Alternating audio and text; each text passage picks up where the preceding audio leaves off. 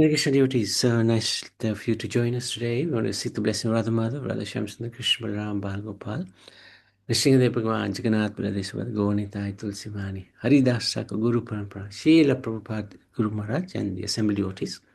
Continuing on, chapter 9, Canto 9, chapter 9, which is named the Dynasty of Amshuma.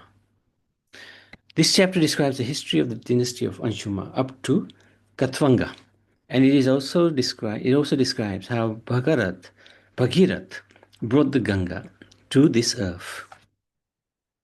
So, the son of Maharaj Anshuman was Dilip, who tried by performing austerities for a long time to bring the Ganga to this world, but who died without success. So these are the ancestors of King Sagar. They are trying to free the sons of King Sagar, 60,000 of them, who died in the Netherlands.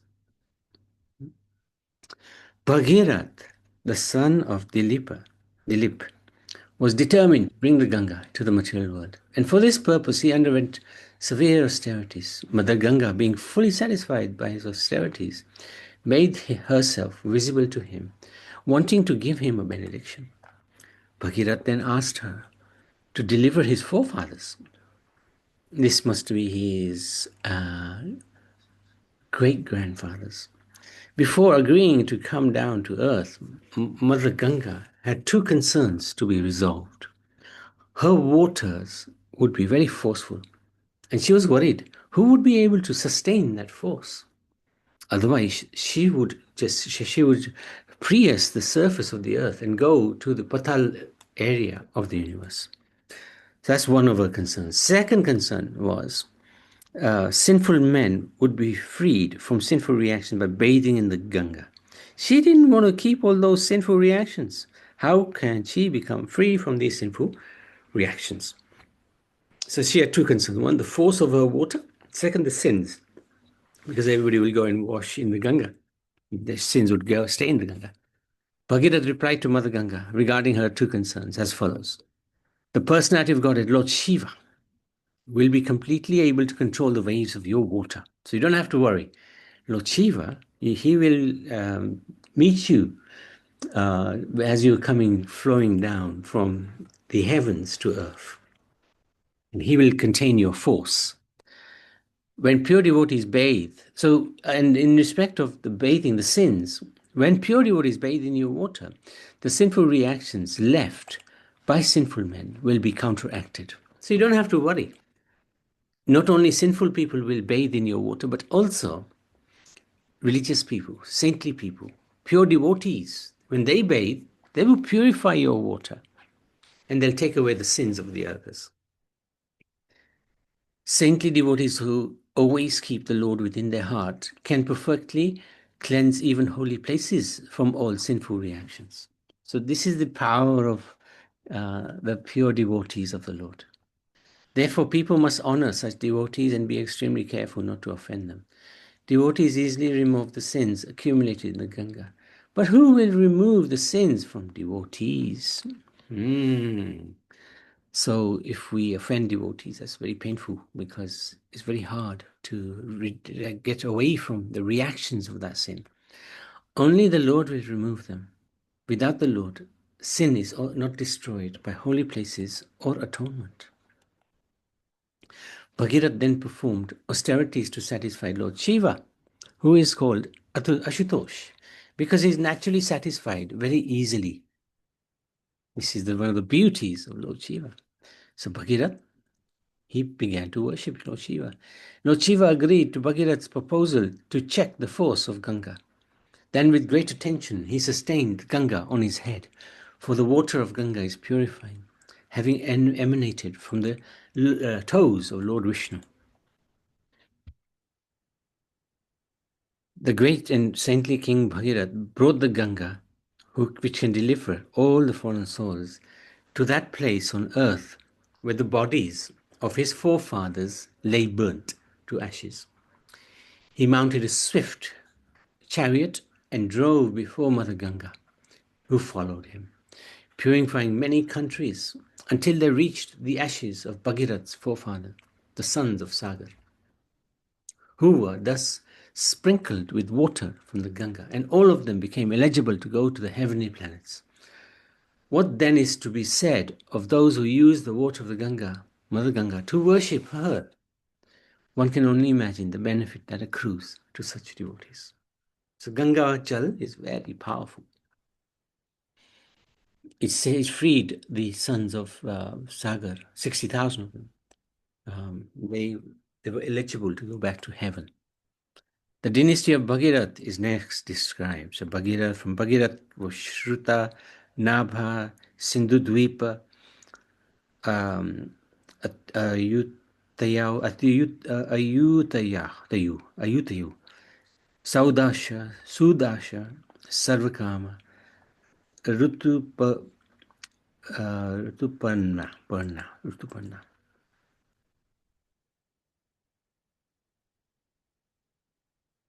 The wife of Sudasha was here. Yeah, there you go.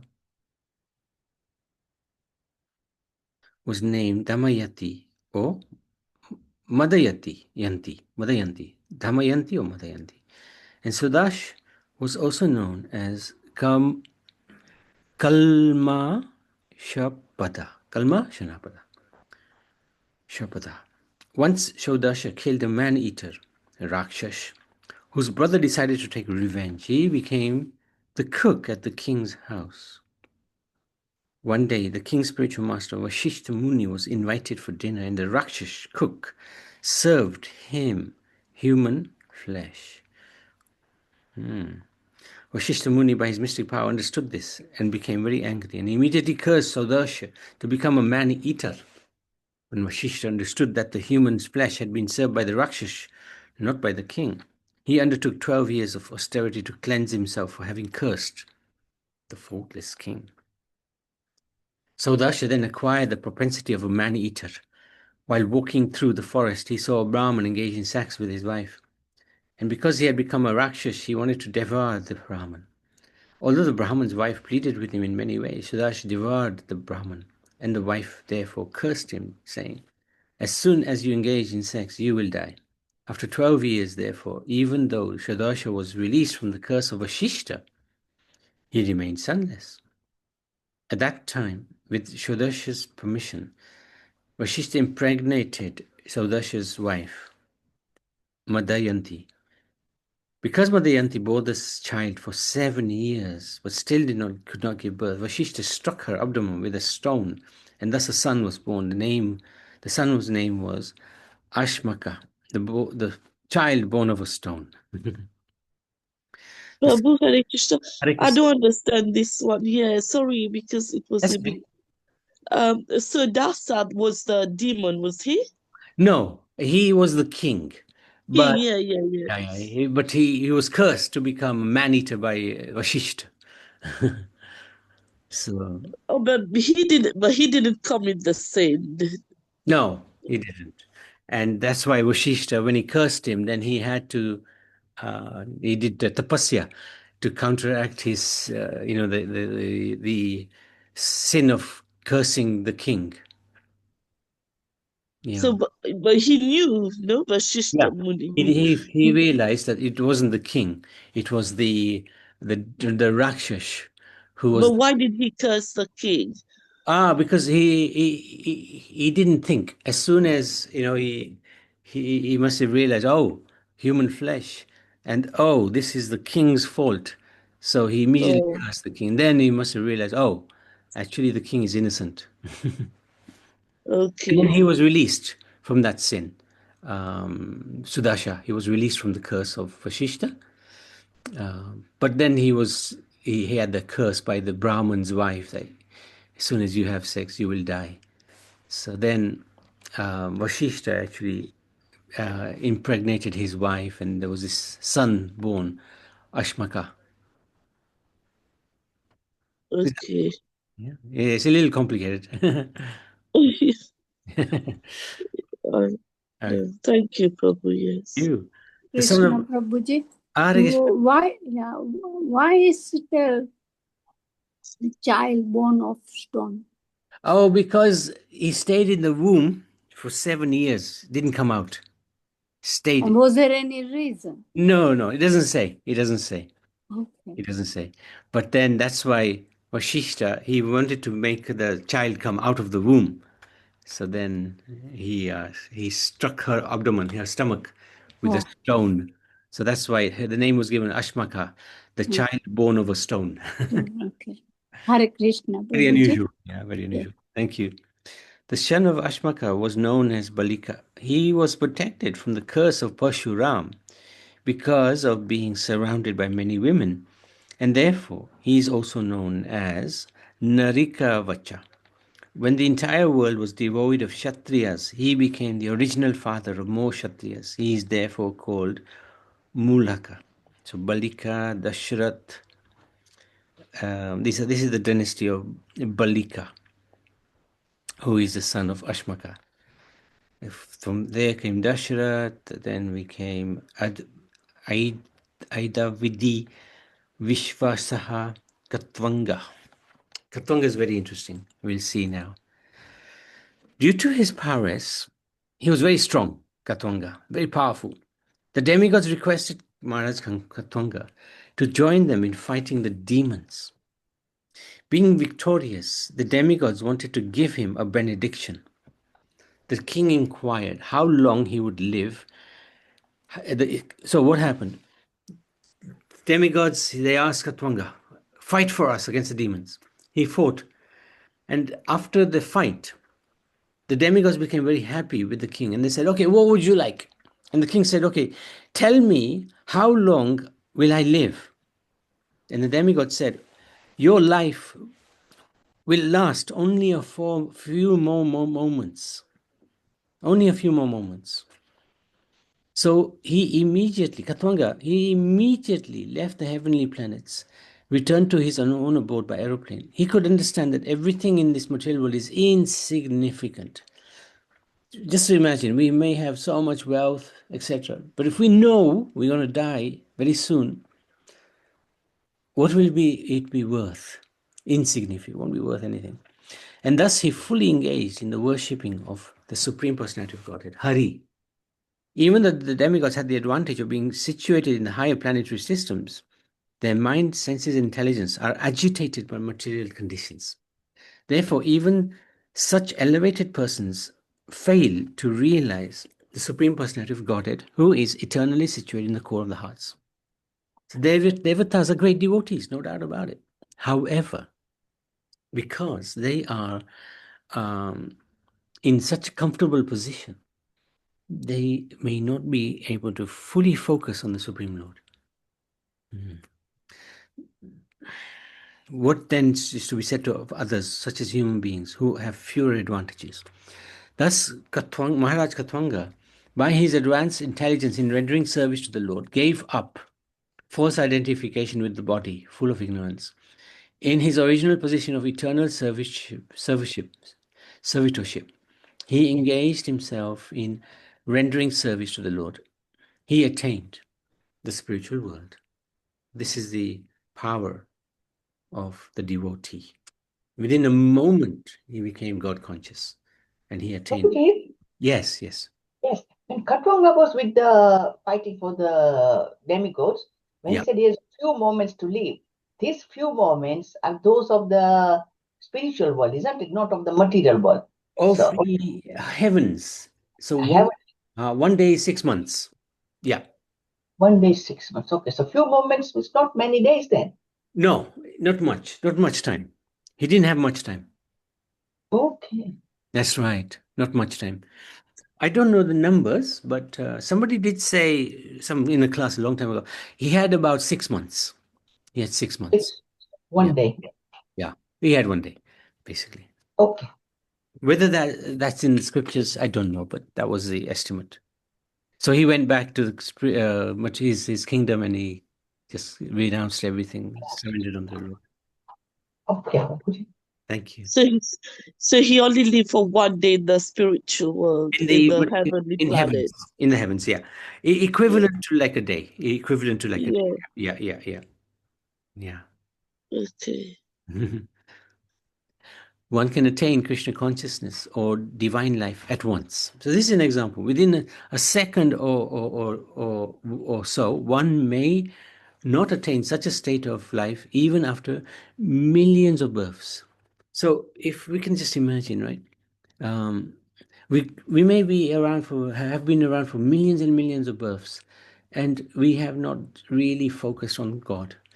However, this is the beauty of the Lord. Even within a moment, if we want, we can completely be focused on the Lord, and at the end of this life, go back to the Godhead.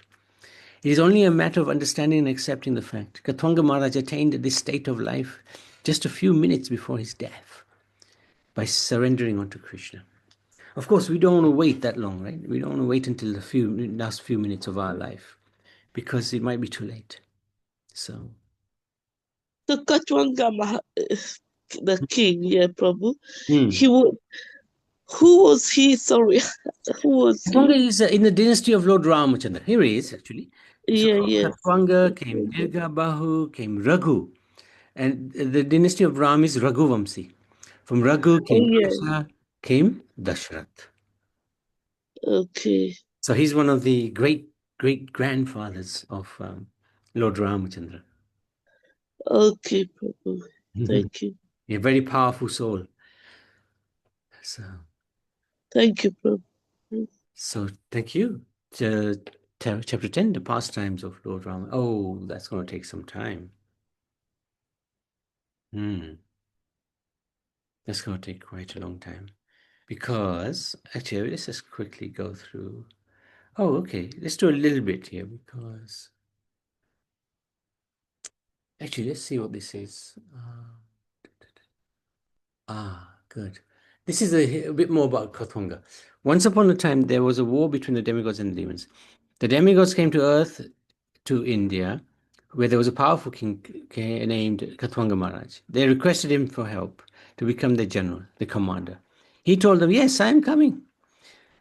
And he went to the battlefield. It was a big war, very big war. And at last the king defeated the demons. Some of them were killed and the rest fled away. All the demigods then requested the king, whatever boon you want, we will give you.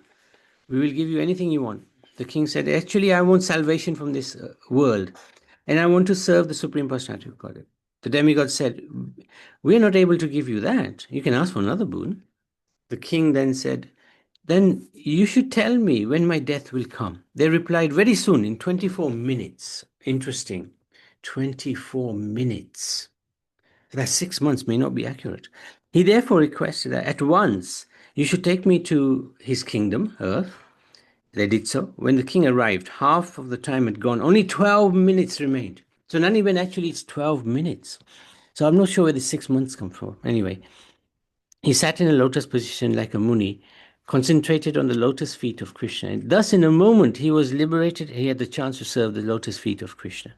He went to the spiritual world. This story is from Srimad Bhagavatam, 2nd Canto. And the moral of the story, we are not so fortunate, Maharaj Katonga, to know when we will die. So better every moment surrender to Krishna. Even a moment can give us all perfection. But what are we doing? We are not engaged in pure bhakti. We have so many requirements, worldly requirements. In order to maintain our life, we are busy in so much non-essential things. We are very busy to solve our material problems. As much as we try to solve these problems, however, the more problems are coming like waves of the ocean, one by one. We consider, oh, if I cross this one, everything will be all right. But instead we see that, oh, now there are more problems. This is life, right? So don't try to do all this. What should we do? We should chant and remember Krishna. Thus automatically all of our waves of problems will be solved, and life maintenance will also be accomplished. Everything will be done. So this is actually a conversation which Prabhupada had spoken to the devotees. So this is very interesting. So he didn't live long, but he achieved the perfection of life. So any questions, any comments? We can stop there and then continue tomorrow about Lord Ramachandra. But Prabhuji, Hare Krishna. just a thought. Khatwang Maharaj, he must have had some sort of, quite a few religious person, because he managed to fight with the advice of the demigod to fight the demons. So he must have a pure state of consciousness. So when he came down, he continued from where he left before, but with more concentration on the lotus feet of Krishna to achieve complete salvation. Yes, I can see what you're saying. He can't have been totally ignorant. Yes. Just even to ask that question, because he did say to the devatas, I want to serve the supreme. So actually, yeah, you're right. He must have been very highly spiritually elevated even before fighting for the demigods. Yeah, that's very true. That's very true. Makes sense. And then, of course, as soon as he found out, and this is a very fortunate position to find out, oh, my last moments, then you become so focused. But who knows their last moment? It's very difficult to who can tell when we're going to actually die, you know? So he's like who's that one? One who 7 days to live. Like Parikshit. Yes, Parikshit Maharaj. Same. Came to know. Same. And these great souls, what did they do? Sure. Immediate surrender unto the Supreme Lord. So it seems that he had less Prabhu, isn't it? Than Parikshit. Yeah. Thing is, sometimes it does get a little confusing whether this is the spiritual, this is heavens we're talking about, Oh, yeah. so it just depends which time scale we're talking about. Because in the heavens, every day is a lot longer than here. So, but yeah. Yes. So 1 day in heaven is 6 months. 6 months. 1 day means 24 hours, is it? No, 12 hours. 12 hours. Yeah. Okay, 1 year then. 1 full day is 1 year. Yeah. That's right. Okay. Hare Krishna. Thank you. Okay, so we can stop there. Srimad Bhagavad Puran ki jai, Kathanga Maharaj ki jai.